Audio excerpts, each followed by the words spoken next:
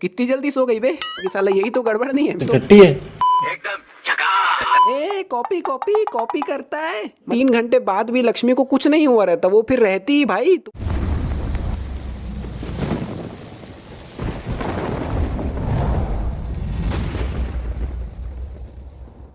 Starting में जब ये सूखे हुए कपड़े उतार रही होती है तब ये वाला गेट बंद होता है और एक कपड़ा गलती से नीचे गिर जाता है। जिस कपड़े को जब ये नीचे लेने आ रही होती है तब भैया गेट तो खुला हुआ है।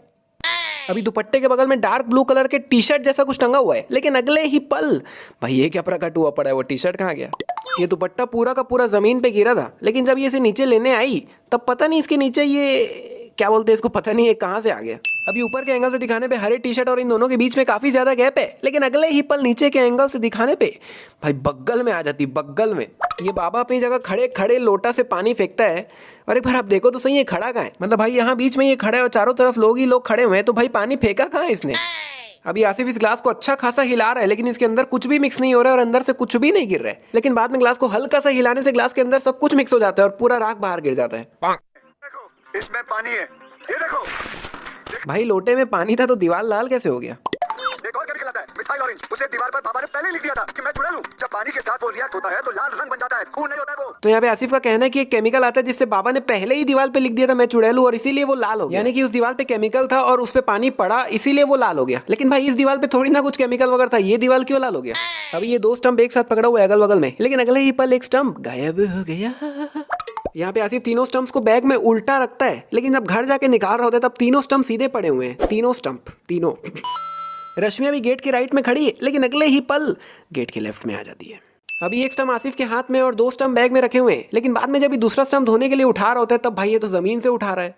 अच्छा ठीक, सो जाओ। क्या हुआ? क्या? कुछ नहीं, सो जाओ। अब ठीक है, सो जाओ। माजी माजी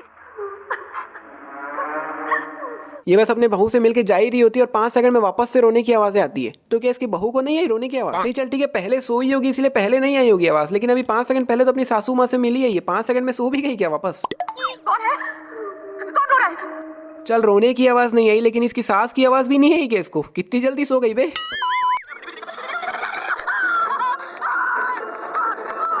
भाई इस घर में लोग नींद की दवाई लेके सो जाते हैं क्या बे? मतलब इतनी जोर जोर से चिल्ला रही फिर भी कोई बाहर नहीं आ रहा है। अभी थोड़ी सी रजाई इधर लटक रही है, लेकिन जब भग के वापस आती तब कुछ भी नहीं लटक रहा है, सब ऊपर ही है।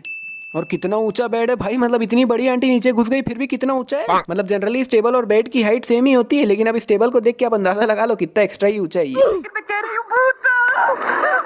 जिस तरह से आसिफ है और जैसे घूर रहे ना, अगर इन आंटियों की जगह मैं खड़ा होता तो एक बार के लिए मेरे को आसिफ पे ही डाउट चल देता कि साला यही तो गड़बड़ नहीं है। ये क्या स्टेप हुआ भाई? मतलब यहाँ पे तो कियारा भी सोच रही होगी कि ये स्टेप तो टट्टी है। मैं फिल्मी गाने गा सकता हूँ, माता की बेटी नहीं गा सकता। हाँ पर फिल्में भी तो माता रानी बनाती है ना आसिफ। है? फिल्म में माता रानी बनाती है? मेरे को तो लगता था डायरेक्टर बनाते, मैं तो गलत ही सोच रहा था अब तक। नारियल के ऊपर ये लाल बिंदी बनी हुई है वो ऊपर की तरफ है, लेकिन नीचे के एंगल से दिखाने पे वो नीचे साइड में आ जाती है, और जब घूमना चालू होता ही है वो एकदम से वापस ऊपर भी आ जाता है। अभी कंधे पे कपड़ा कैसा रखा हुआ है देख लो, लेकिन अगले ही पल चोटी जैसा हो जाता है कपड़ा। अभी कप इधर गिरे और ट्रे इधर गिरा इन दोनों चेयर्स के बीच में, लेकिन अगले ही पल नीचे के एंगल से दिखाने पे जो इधर गिरा हुआ था ट्रे वो उधर चले गए। और भाई ये बच्चे लोग खेलना क्या चाह रहे हैं मेरे को समझ नहीं आ रहा है। मतलब ये इधर चेस भी खेल के बैठी है, इधर ये लूडो भी खेल के बैठा है। दोनों जन मिलके कोई एक गेम खेलो ना यार। अभी इधर से पल्लू नीचे गिर चुका है, लेकिन अगले ही पल भैया पल्लू तो ऊपर है भाई। अभी रश्मि ने अपना हाथ यहाँ पे रखा हुआ है, लेकिन अगले ही पल वहां से हाथ गायब हो गया। अभी लड़की के पीछे कोई भी टेबल नहीं रखा हुआ है, लेकिन अगले ही पल सामने के एंगल से दिखाने पे प्रकट हो गया। वापस से पीछे के एंगल से दिखाने पे भैया टेबल गायब हो गया। जब लक्ष्मी इतनी सी थी तब के अब्दुल चाचा, और जब लक्ष्मी इतनी बड़ी हो गई है तब के अब्दुल चाचा। लगता है ये अनिल कपूर के बड़े वाले फैन हैं। अभी भाई ये चाकू को सीधा पकड़ी हुई है, यानी कि ये जो राउंडेड एरिया है वो अंदर की तरफ है इसके हाथों की तरफ, और जो प्लेन एरिया है वो बाहर की तरफ है। लेकिन जब ये इसको मारती है तो भाई जो राउंडेड वाला एरिया होता है वो बाहर की तरफ हो जाता है, प्लेन एरिया अंदर की तरफ हो जाता है। समझ गए ना क्या समझाना चाह रहा हूं मैं? ए कॉपी कॉपी कॉपी करता है, मतलब तुम कुंफू हसल का सीन कॉपी मार दोगे तो क्या हमको पता नहीं चलेगा?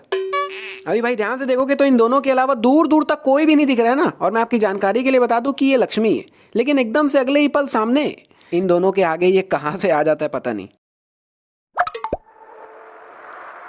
वाह वाह, नहीं भाई ये क्यों अपने आप को मारे जा रही है भाई? क्यों मार रही है अपने आप को? मेरे को समझ नहीं आ रहा है। नहीं मतलब यार यहाँ पे मूड उतर गया मेरा। मतलब जिस तरह से ये धोखे से लक्ष्मी को मारी थी, अगर लक्ष्मी इसको मारी होती ना, सच्ची में लगता कि हाँ भाई अब बदला पूरा हुआ है। आसिफ वहां से यहां तक इतनी दूर जंप करके आया है, वाह वाह। मतलब यहाँ से लक्ष्मी की आत्मा निकल के क्या क्रिश की आत्मा घुस गई क्या बाद में? अब वक्त है सबसे बड़ी मिस्टेक का, और सबसे बड़ी मिस्टेक यानी सबसे बड़ा बोनस।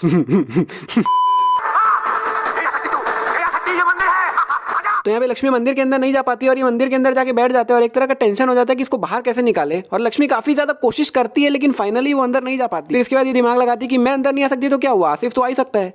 लेकिन इससे भी अच्छा आइडिया मेरे पास था और मुझे लगा था कि शायद ये यही आइडिया को अपनाएगी जो मैं बताने वाला हूँ। भाई लक्ष्मी अंदर नहीं आ सकती लेकिन ये लोग तो अंदर आ ही सकते हैं ना भाई। ये मतलब चल ठीक है, आसिफ के अंदर लक्ष्मी की आत्मा है इसलिए ये दोनों अंदर नहीं जा पा रहे हैं, लेकिन भाई ये पीछे जो लोग इतने सारे लोग खड़े हैं ये लोग तो अंदर जा ही सकते हैं ना। नहीं मतलब मैंने मूवीज और सीरियल वगैरह में देखा है कि जिसके अंदर आत्मा होती है, ससुराल सिमर का मैं देखा था मैं। वो अंदर नहीं जा पाती मंदिर के, लेकिन इन लोग के अंदर थोड़ी ना कोई आत्मा है। अगर इनमें से 4 लोग भी अंदर जाएंगे तो 10 सेकंड में बाहर है बंदा, उसको उठा के बाहर ले आएंगे। और अगर 10-20 लोग चले गए लेने तो बंदा तो अंदर ही हार मान जाएगा।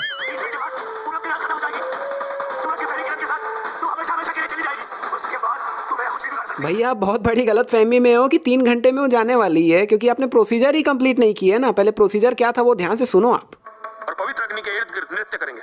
उनके जाने के बाद उस किन्नर और उसके परिवार वालों की लाशों को उस जमीन से निकालकर उस पवित्र अग्नि में जला देना।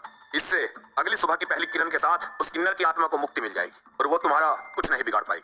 तो यहाँ पे महाराज ने कहा था उस किन्नर यानी लक्ष्मी की पूरे परिवार की जो लाश है उसको उस पवित्र अग्नि में जला देना। और ये लोग वो काम करने जा भी रहे होते हैं, लेकिन जैसे ही ये लोग पवित्र अग्नि में डाल रहे होते हैं वैसे ही लक्ष्मी सामने आ जाती है और ये लाश यहाँ साइड में छोड़ के चले जाते हैं। यानी कि इन्होंने लाशों को अग्नि में डाला ही नहीं है। यानी कि जाहिर सी बात है कि 3 घंटे बाद भी लक्ष्मी को कुछ नहीं हुआ रहता, वो फिर रहती ही। भाई तू बहुत बड़ी गलतफहमी में था।